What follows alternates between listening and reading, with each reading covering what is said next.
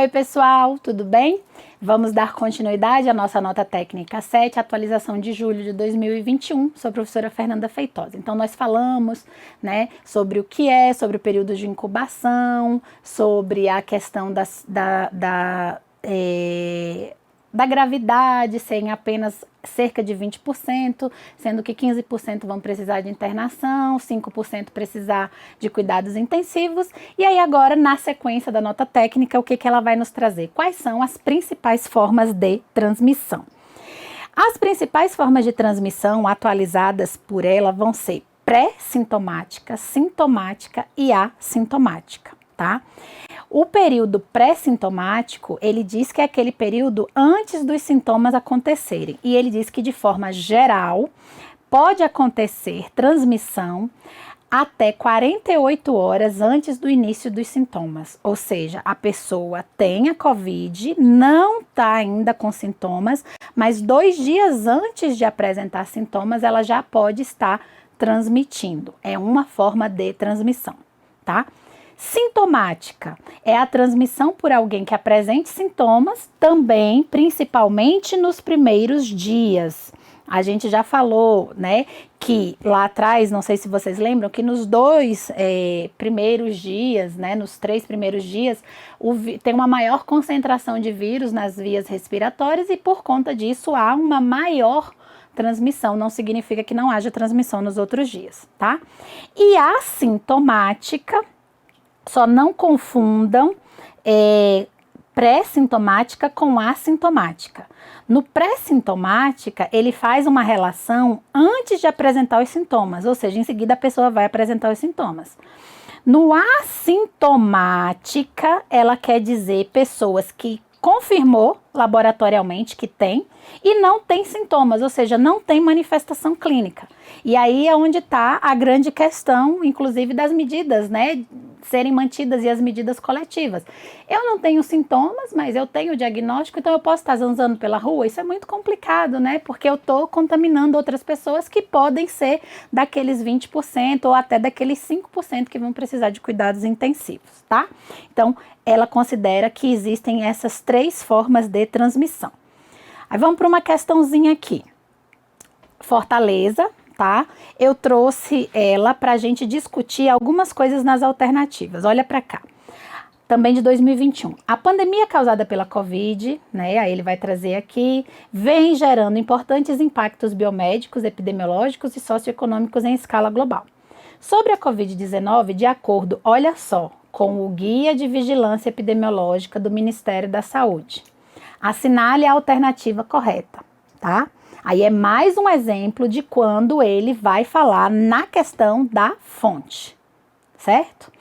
O aparecimento de mutações é um evento natural e esperado dentro do processo evolutivo de qualquer vírus DNA.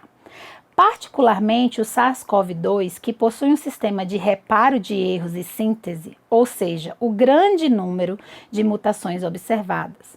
Até então, é devido ao enorme espalhamento do vírus mundialmente. Não tem nada a ver, Ele muta porque ele muta por conta da questão do número. Então, não é só por conta do espalhamento do vírus. Beleza. Letra B. Dentre as complicações, a Covid-19 pode estar frequentemente associadas a manifestações, associadas a complicações mentais e neurológicas, incluindo delírio ou encefalopatia, agitação, AVC, meningoencefalite, olfato ou paladar prejudicado, ansiedade, depressão e distúrbios do sono. Em muitos casos, manifestações neurológicas foram relatadas mesmo em pacientes sem sintomas respiratórios. Então, a gente não considera essa como correta por conta desse frequentemente, tá? Elas acontecem, mas elas não são frequentes, ok? Os coronavírus são uma grande família de vírus comuns em muitas espécies diferentes de animais, incluindo homem, camelos, gado, gatos e morcegos. Isso a gente viu lá atrás. Frequentemente, o coronavírus de animais podem infectar pessoas. Gente, isso foi uma das maiores fake news que a gente teve, e depois se espalhar entre seres humanos, como já ocorreu, sendo que a gente inclusive já falou do MERS-CoV e do SARS-CoV, não tem essa transmissão de animais para seres humanos, né? Por que a gente está falando isso? Foi uma das principais fake news que se combateu muito com relação a dizer que foi do animal, não tem isso, tá? E aí vem a letra D. A transmissão da doença pode ocorrer diretamente pelo contato com pessoas infectadas ou indiretamente pelo contato com superfícies ou objetos utilizados pela pessoa infectada. Evidências atuais sugerem que a maioria das transmissões ocorre de pessoas assintomáticas para outras. Também já é conhecido que muitos pacientes podem transmitir o vírus durante o período de incubação, geralmente 48 horas antes do início dos sintomas, tá? Então a gente acabou de ver isso, embora ele esteja falando de um referencial aqui, mas exatamente deu pra gente ver e discutir as outras alternativas aqui, por que não são. Da mesma forma, as crianças infectadas pelo SARS-CoV-2, mesmo que assintomáticas, são capazes de transmitir o vírus. Portanto, os cuidados para a prevenção da transmissão da Covid em unidades pediátricas dentro dos serviços de saúde deve ser uma preocupação constante e vai trazer muita coisa nessa atualização sobre esses cuidados, né, na pediatria. Características clínicas. As manifestações clínicas podem surgir entre o primeiro e o 14º dia após a exposição. Ou seja, teve a exposição, pode ter a exposição hoje e já apresentar sintomas amanhã, pode ter a exposição hoje e levar 2 semanas para apresentar a exposição. Não confundam isso aqui com o período de incubação, tá? São semelhantes, mas são coisas diferentes, tá bom? Por que eu tô querendo dizer? Muito do que se justifica disso daqui é para justificar que dentro desse aparecimento ou não dos sintomas e dessa variação é que você pode ter as outras formas de transmissão que a gente falou, inclusive pré-sintomática, tá? Porque ele pode estar nessa fase de não ter ainda as manifestações clínicas. O quadro clínico inicial mais comum da doença é caracterizado como síndrome gripal, na qual o paciente pode apresentar febre ou sintomas respiratórios. Então, esse é o principal quadro. Síndrome gripal, sinais e sintomas semelhantes à gripe, pode apresentar sintomas respiratórios e febre. Outras manifestações podem ocorrer, principalmente relacionadas a sintomas gastrointestinais, a perda de paladar e do olfato. Podem acontecer como podem não acontecer, tá? Mas esses são os principais sintomas, né, epidemiologicamente falando. Até o momento, os sinais e sintomas mais comuns da Covid incluem os mais comuns: febre, tosse e falta de ar, tá? No entanto, outros sintomas não específicos ou chamados de atípicos podem incluir dor de cabeça, cefaleia, calafrios, dor de garganta, coriza, diarreia e outros sintomas gastrointestinais. A gente vê muito, às vezes, inclusive, crianças dizendo da dor de barriga, antes, inclusive, da diarreia propriamente dita, tá? Perda parcial ou total do olfato, que a parcial seria a hiposmia e a total seria a anosmia. Diminuição ou perda total do paladar, que seria hipogeusia ou ageusia. Mialgia, dores musculares, dores no corpo e cansaço ou fadiga. Não confunda cansaço ou fadiga com falta de ar, tá? Falta de ar é um dos mais comuns. Cansaço ou fadiga são sintomas chamados de não específicos ou atípicos. E aí eu vou dizer, tem banca que vai lá no detalhe do negócio. Então, os sintomas mais comuns, febre, tosse, falta de ar. Podem aparecer outros sintomas que são chamados de sintomas não específicos ou atípicos. Não específicos, porque pode estar ligado aqui, a gente poderia estar falando de dengue, a gente poderia estar falando de zika, a gente poderia estar falando da própria influenza, a gente poderia estar falando de uma série de outras viroses, né? E atípicos, porque a gente não falava muito no início, por exemplo, dessa questão da mialgia, do cansaço, da fadiga, sempre ficou muito relacionado com os sintomas respiratórios, mas esses também são possíveis sintomas, tá bem? Vamos para frente.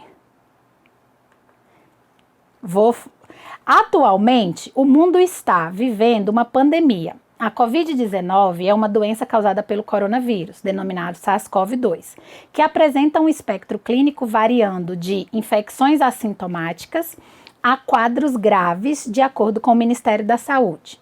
São sintomas de Covid: dor de garganta, sim; dificuldade para respirar, sim; perda de olfato, sim; alteração do paladar, sim; mas alteração visual a gente não tem ali nem como inespecífico, nem como atípico, a gente não tem essa característica aqui da alteração visual, tá?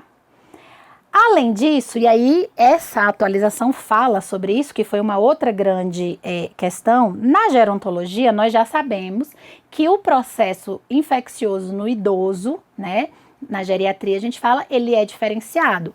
O idoso, ele pode ter processos infecciosos e não apresentar os mesmos sintomas. A gente estuda isso quando a gente estuda geriatria, gerontologia, né? Por exemplo, ele pode estar com infecção urinária, ele pode estar com infecção respiratória, que no caso tem a ver com essa, e não estar com a febre. E, por exemplo, apresentar um delírio, né? Uma agitação. Então, ele vai falar disso na questão da COVID. Os idosos com Covid-19 podem apresentar um quadro diferente de sinais e sintomas do apresentado pelas populações mais jovens, como, por exemplo, não apresentar febre, evoluir inclusive com hipotermia, confusão mental ou apresentar quedas da própria altura. E isso ser características, né? A gente fala, gerontologicamente falando, de infecção e chama a atenção nessa nota técnica para que a gente desconfie da infecção por Covid no idoso, até mesmo com um quadro de hipotermia, tá? Então, nessas horas, a gente precisa lembrar das especificidades. Outras manifestações clínicas extrapulmonares, que essa nota técnica também traz como atualização. Então, pode acontecer, né, de estar associadas, podem estar. Por quê, gente? A primeira que eu vou falar para vocês já é uma grande questão.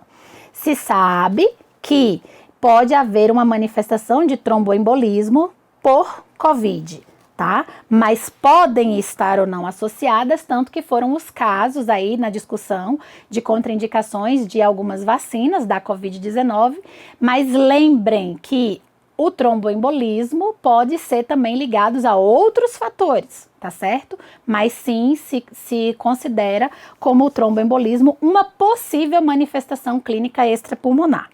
Outras, alterações cardíacas, arritmias cardíacas e isquemia miocárdica, alterações renais, hematúria e insuficiência renal, alterações gastrointestinais, diarreia e anorexia, alterações neurológicas, cefaleia e atontura, certo? Alterações hepáticas, ao aumento das transaminases, e aí a importância ali, né, do TGO e do TGP, alterações endócrinas, hiperglicemia, tanto que a gente tem um quadro, né, maior de gravidade ligados a pacientes que já são diabéticos ou pacientes que começam a apresentar a diabetes depois, né, da COVID. E alterações dermatológicas, pode acontecer urticária e até mesmo aparecimento de vesículas, tá? Crianças que apresentam alguma comorbidade, como doença pulmonar crônica, diabetes, doença genética, doença neurológica, doença metabólica, anemia falciforme, cardiopatia congênita, imunossupressão e obesidade, têm apresentado maior morbimortalidade, maior número de casos e maior número de mortes pela Covid-19. A associação de febre, tosse e dor de garganta é menos frequente entre as crianças do que nos adultos. Portanto, a suspeição do diagnóstico deve também levar em consideração outros sintomas. Olha o samba do crioulo doido. Olha que eu digo para vocês que eu atendo, né? Como espirro, coriza, náusea, vômito, diarreia, dor abdominal, lesões orais e lesões exantemáticas. Tudo que criança tem com relação a outras viroses, mas em tempos de pandemia, o que está dizendo para vocês é, olha, suspeita que pode ser Covid, é melhor pecar pelo excesso, né? E aí não vai ter a tríadezinha que ele fala lá, né, de tosse, dor de garganta e febre, necessariamente na criança, mas apresentou esses outros sintomas, certo? Você faça um diagnóstico diferencial. O que eu digo é peque pelo excesso, tá? No concurso você vai pecar pelo excesso mesmo, vai considerar que pode ser, pode ser. No serviço a gente sabe que às vezes há dificuldade, né, de treinamento, há dificuldade às vezes de acesso a recursos. Quando eu for falar dos testes a gente vai falar disso, é complicado. Mas nós nos concursos trabalhamos no mundo ideal. Vou até cantar, um mundo ideal, é um privilégio ver daqui, porque é muito lindo essas notas técnicas. Na prática é outra coisa. Vamos para frente. Outras manifestações comuns incluem cefaleia, mialgia com miosite e inapetência. Hepatite com aumento das transaminases, que a gente falou lá atrás, mais relacionada a quadro gastrointestinal. Então fica a dica. Se o paciente apresenta um quadro gastrointestinal de diarreia, de vômito, não sei o que, investigue aí o risco das transaminases. Também ocorre e pode ser um indício de má evolução. Então, na verdade, até por curiosidade, porque tiveram publicações dizendo que quadros com sintomas gastrointestinais eram considerados com quadros mais leves. Nas crianças, os quadros gastrointestinais, até por conta delas não apresentarem os sintomas típicos, na sua maioria, devem ser investigados com a questão da inflamação do fígado, da hepatite, tá certo? Porque nas crianças tem um desfecho pior. Vamos para frente. Em crianças, o quadro gastrointestinal, odinofagia, diarreia, vômitos e dor abdominal pode ser a única manifestação em cerca de 15 a 25% das apresentações e pode simular um abdômen agudo, tá? Então, observem que existem essas diferenciações. A apresentação clínica da síndrome respiratória aguda grave, o SRAG, né, que a gente tanto ouviu falar, pelo SARS-CoV-2, não se diferencia daquela causada pelos demais vírus respiratórios. Então, a apresentação clínica, sinais e sintomas da SRAG é a mesma dos outros que causam o SRAG, tá? Pelo Covid-19, tá certo? Porém, em crianças abaixo de 1 ano de idade e acima de 9 anos, a minha xará Barbosa diz que onde tem número tem questão, né? Abaixo de 1 ano e acima de 9, tem sido necessário ventilação invasiva e administração de droga vasoativa, tá? Evolução grave ou crítica ocorre em até 6% dos pacientes pediátricos. Entre as formas graves da Covid-19, tem aumentado no mundo, lumicolor na mão, os casos da chamada Síndrome Inflamatória Multissistêmica Pediátrica, SINP, tá? Caracterizado pela presença de febre há mais de 3 dias, olha a característica, além do acometimento de 2 ou mais sistemas, incluindo evidência de coagulopatia, alterações cutâneo-mucosas, são umas das que mais chamam a atenção, manifestações hematológicas, cardiovasculares, gastrointestinais, além do PCO, prova inflamatória elevada. Entre 80% a 90% do diagnóstico de Covid-19 na SINP é confirmado por sorologia, visto ser um quadro imunológico que ocorre em média 1 mês após a infecção pelo Covid. Então, você acha que a pessoa está bem e 1 mês depois ela pode apresentar a síndrome inflamatória multissistêmica pediátrica. Beleza? Então, é uma das principais quadros de gravidade na pediatria. Observem essas características aqui, né? Febre a mais de 3 dias, 2 ou mais sistemas, coagulopatia, alterações cutâneo-mucosas, manifestações hematológicas, cardiovasculares, gastrointestinais, além de provas inflamatórias elevadas. Aí eu te digo, você não vai fazer um diagnóstico diferencial naqueles possíveis sintomas e vai mandar para casa dizendo que é uma virose com paracetamol, é complicado, né? Então, assim, é melhor pecar pelo excesso, tá? E a nota técnica tá chamando a atenção disso. Vamos para frente. Aí, olha uma questãozinha.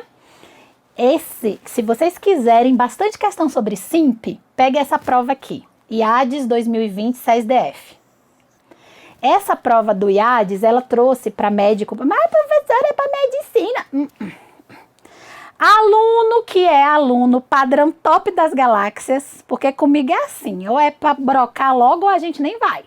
Estuda para dominar o conteúdo. Então, vocês não vão com essa de eu só vou resolver questão de enfermeiro, eu só vou resolver questão de técnico. Não tem isso. Porque dependendo do nível da banca, ele vai cobrar uma questão nível médico de outra banca para o técnico de enfermagem. Então, estudem, dominem o assunto. Por isso que eu tô mastigando ele para vocês. Olha aqui. Então, se vocês quiserem, eu trouxe uma, mas essa prova, ela trouxe ali umas 6 ou 8 questões sobre a SIMP. Por isso que eu trouxe essa daqui com curiosidade para vocês. Olha aqui. Um adolescente de 13 anos de idade apresenta febre persistente, mais de 38 graus, há 3 dias, diarreia, vômitos, conjuntivite não purulenta e exantema polimórfico. Verificam-se os seguintes sinais vitais: frequência cardíaca 120, frequência respiratória 20, saturação 90, PA 88/65. A avó dele, internada por Covid há 1 semana, mora no mesmo domicílio. Com base nesse caso clínico e nos conhecimentos médicos correlatos, julgue o item a seguir. Caso as sorologias SARS-CoV e RT-PCR estejam negativas, o diagnóstico síndrome inflamatória multissistêmica pediátrica potencialmente relacionado à Covid não é afastado. Tá exatamente do jeitinho que a gente falou lá atrás, não tá? Febre por mais de 3 dias, né? Diarreia, vômito, conjuntivite, exantema, olha os sinais vitais, olha a saturação, tem uma avó com Covid e aí, olha o pulo do gato. Por mais que os exames laboratoriais deem negativo, tanto a sorologia como o RT-PCR, em se tratando de uma criança, a gente não afasta o diagnóstico da síndrome inflamatória multissistêmica pediátrica. Eu espero que vocês estejam gostando. Eu fiz essa aula, eu achei que ficou top. Vamos para frente.